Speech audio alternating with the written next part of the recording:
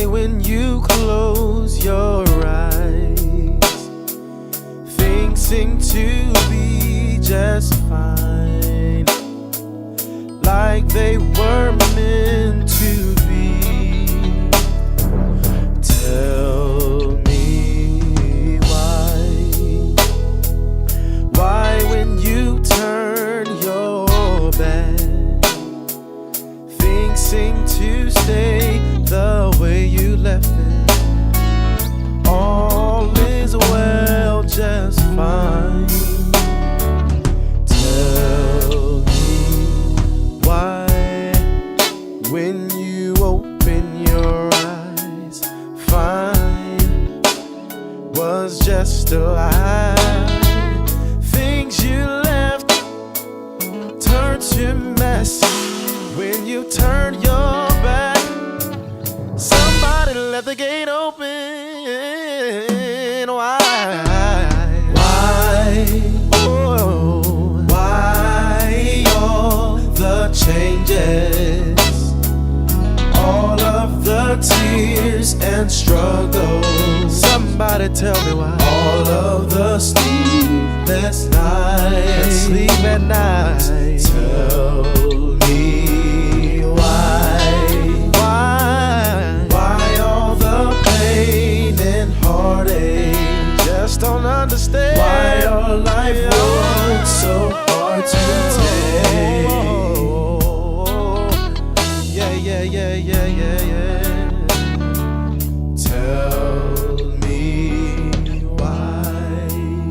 Oh, just don't understand how so many things can go wrong. Why? Hey, ho, ho! These soldiers have got to go! Hey, ho, ho! These soldiers have got to go! Hey, ho, ho! These soldiers have got to go!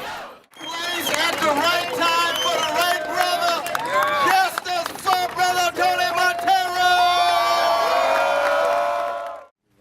I didn't expect to speak this morning, but my mama used to say, be ye ever so ready.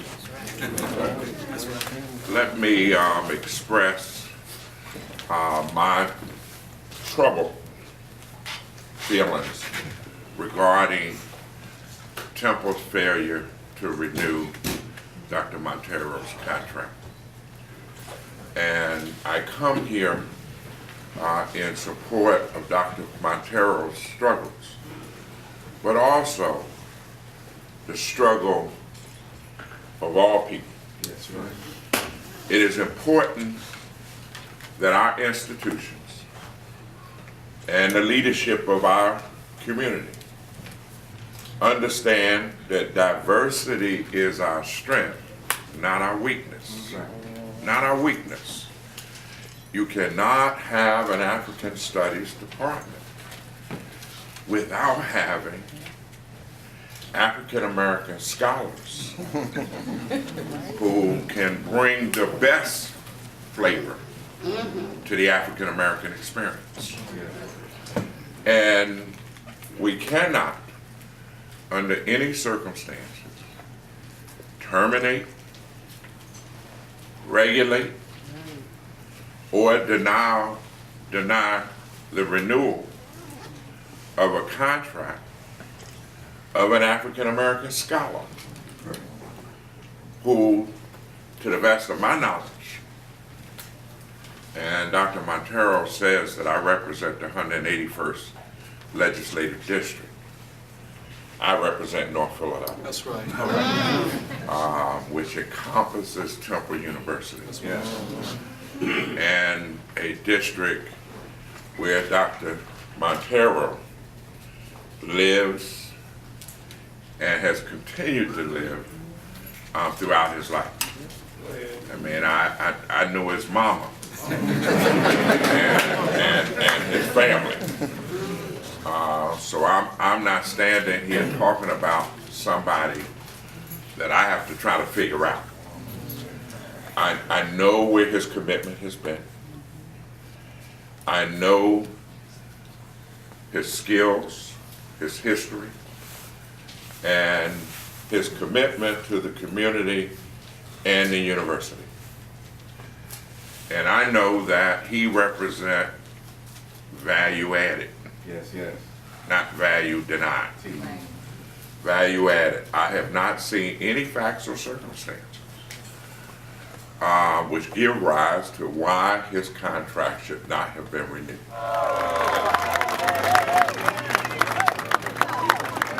I come to each and every one of you this evening in the spirit of a love supreme of John Coltrane. And the love train of Curtis Mayfield when he said, people get ready. And when you love folk, you hate the fact they're being treated unjustly. When you love folk, you loathe the fact they're being treated unfairly. Why? Because there's a connection between love and justice. I love my brother Tony Monteiro. But justice is what love looks like in public. That's right. And you have to stand up. Sly Stone said, stand. There's a midget standing tall and the giant beside him about to fall. And we here to straighten our backs up and take a stand for justice, and it does include our dear brother Tony Monteiro. But what we love about him is that justice for him is inseparable for justice for poor people and working people in every corner of the globe. I was upset as many of us all were. I want to make it very clear.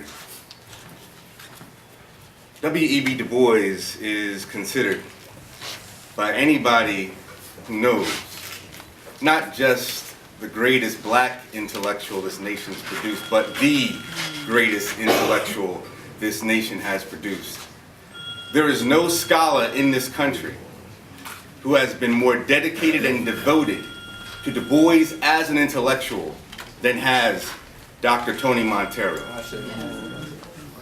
This attack on him is therefore an attack on our intellectual tradition. We have some lessons, I think, that we need to learn here. For a while, our community has struggled to have what we call NHICs. Black faces in high places. And we've achieved that.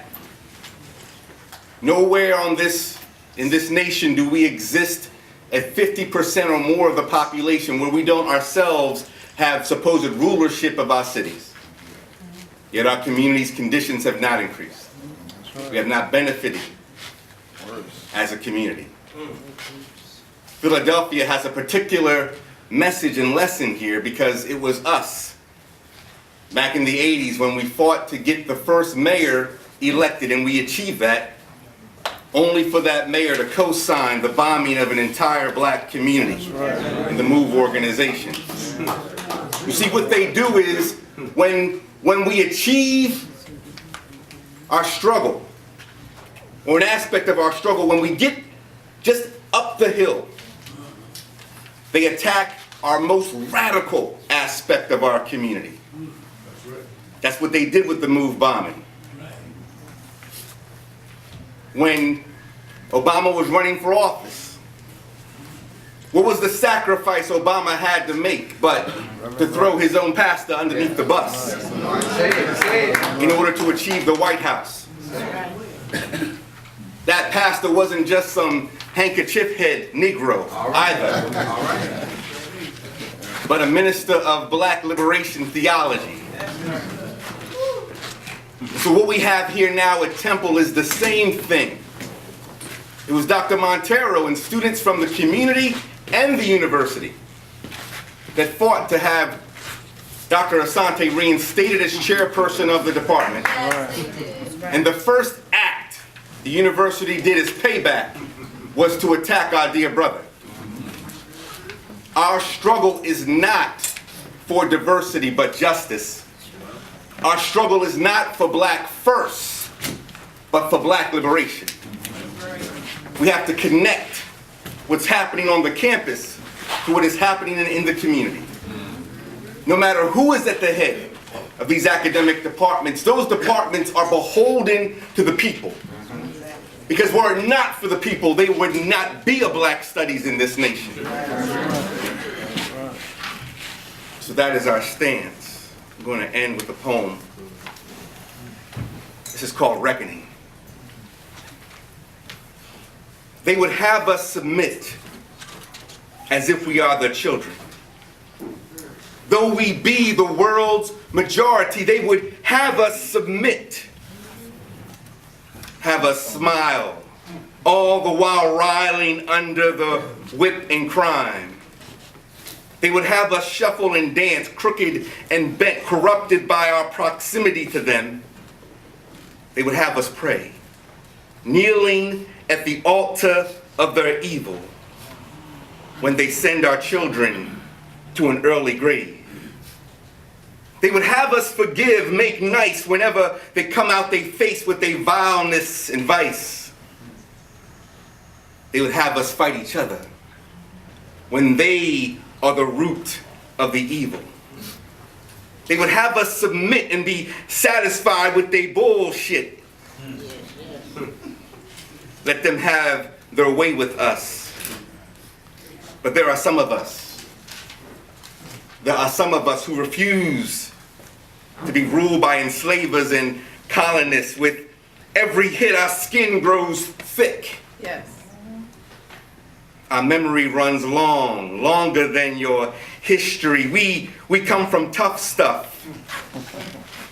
The progeny of kings and conquerors, matriarchs and magistrates, healers and killers, soldiers and generals. We be rebels and rioters, strikers and fighters, educators and architects, risk takers, law breakers, movement makers. We be revolutionary as they come, with God's everlasting drum beating hard in our hearts. There is nowhere for you to hide. We be in maroon state now, lying in wait.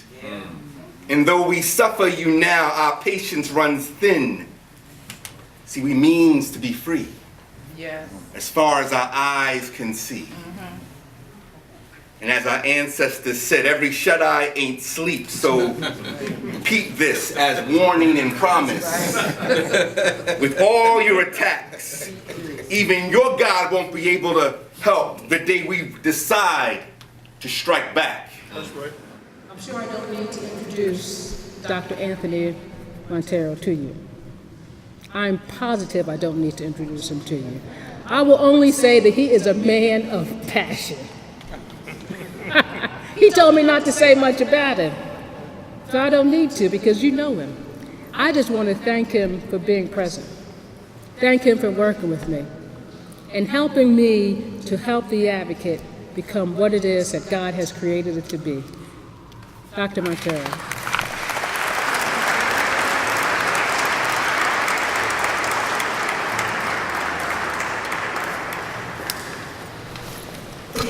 Thank you very much, Renee, and I want to thank all of you all for coming out here. It's really a great honor. I'll speak up, Jackie. It's a great honor to be able to be in this really historic space. If you read the article in the Daily News yesterday, which was a great article, by the way, and a great photo of Reverend Mackenzie, but it talked about the historic relationship of this sanctuary to the struggle for black freedom.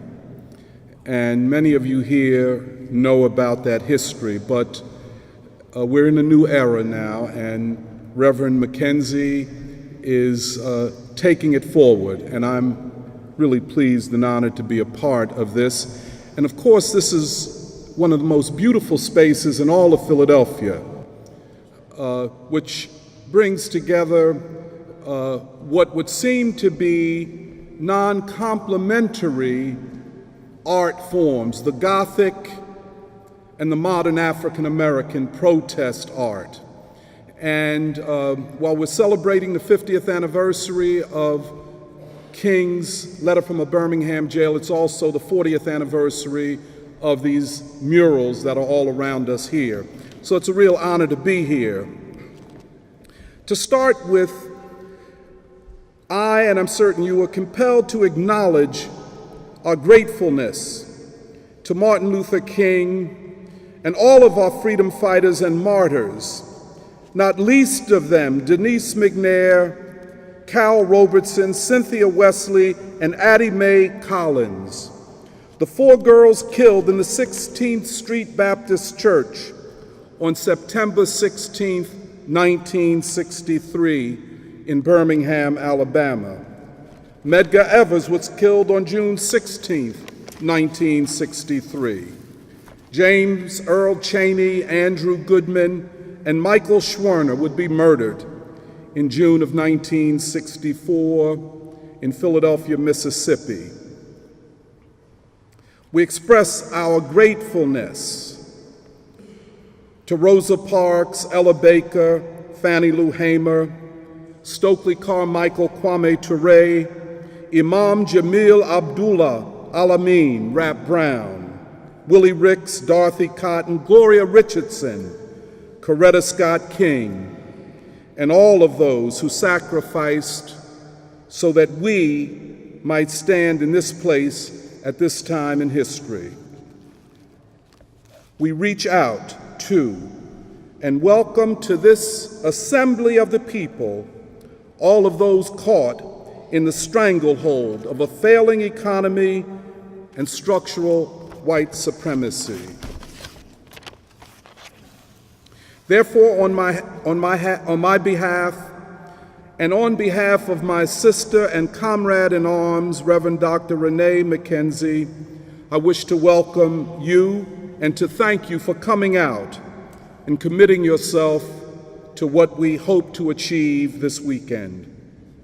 To all of the poor people, the homeless, the semi-homeless, and those about to become homeless, to all of those without health insurance, to the unemployed and those without welfare or unemployment benefits, thank you for allowing us to speak on your behalf and for coming out here today. To those working 2 and 3 jobs to make ends meet, welcome. To those infected with HIV and AIDS, to those battling cancer and other diseases, we want to express our solidarity with you and your struggles for health and your lives. To the children and youth, to students, we reach our hands and hearts to you and let us ascend the stage of history together in order that through struggle we can guarantee our common future. To the neighbors of this church who live in the shadows of the relative privilege of a great and expanding university, we welcome you as our neighbors and friends. In this regard, we believe the university cannot see itself as a fortress against the community, but its friend and ally. To those who stand bewildered as the social and racial contradictions that support white privilege evaporate under the weight of the economic and social crisis of the nation, we welcome you here and we welcome you to the truth. We start this gathering of the people in the spirit that compelled James Baldwin to return to the U.S.